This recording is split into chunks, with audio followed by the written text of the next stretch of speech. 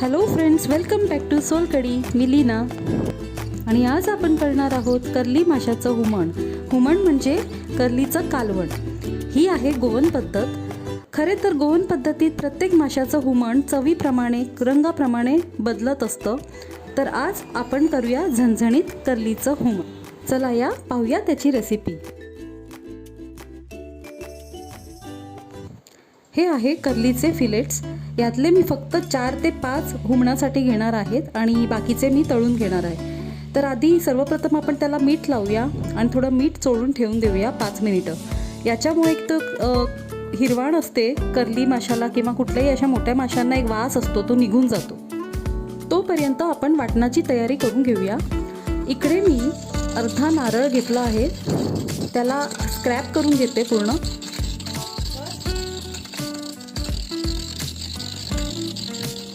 हे आहे हुमणाचं वाटण. अर्धा किसलेला नारळ, त्याच्यावर 1 टीस्पून हळद आणि 6 ते 7 काळी मिऱ्या,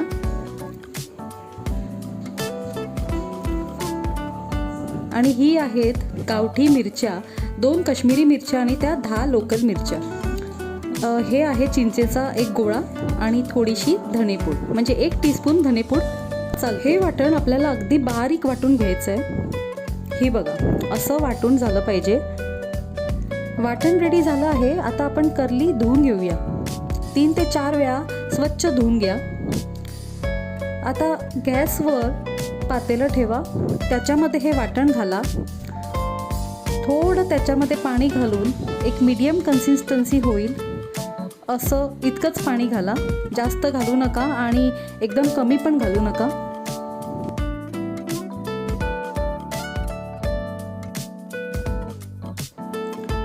हे वाटण आता आपण छान मिक्स करून घेऊया आणि 1-2 मिनिटं थांबूया. गॅसचा फ्लेम मीडियमच ठेवा. त्याला एक उकळी आली, आता उकळी येत आहे. आपण त्याच्यामध्ये चवीप्रमाणे मीठ घालूया.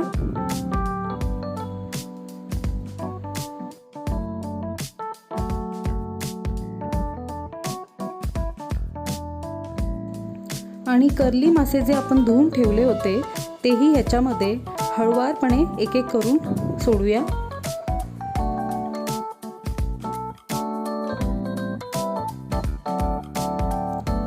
हे बघा, आता हे मासे घालून झाले आहेत. आपण त्याला थोडंसं ढवळून घेऊया. हलकं ढवळायचं आहे आणि 3 ते 5 मिनिटं त्याला एक छान उकळी आली म्हणजे मासे व्यवस्थित शिजतील आणि मग आपण गॅस बंद करूया. ह्याच्यामध्ये मी एक ग्रीन मिरची घातली आहे, ती ऑप्शनल आहे. तुम्हाला जर हवी असेल तरच घाला. थोडा स्पाइस लेवल वाढवायचा असेल तर तुम्ही हिरवी मिरची घालू शकता. ही बघा, कर्ली शिजली. आता आपण गॅस बंद करूया आणि झाकण लावून ठेवून देऊया.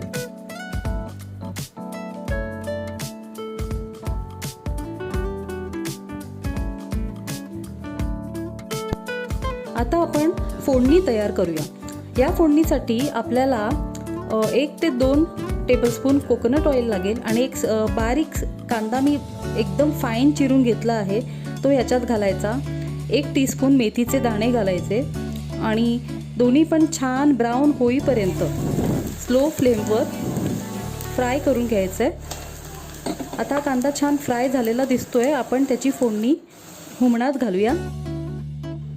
अशी वर घालायची आहे आणि हलकत मिक्स करून घ्यायची आहे. हे झाले कर्लीचे हुमण तयार. फ्रेंड्स, ही रेसिपी नक्की ट्राय करून बघा. ही करी वेगळी आहे, तुम्हाला नक्कीच आवडेल. ट्राय करून बघायला विसरू नका. याला मस्त मऊ गरमागरम भाताबरोबर खा, खूप रुचिक लागेल. ही झाली आजची recipe.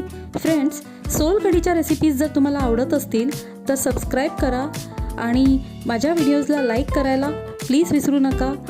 Keep supporting. Thank you. Bye.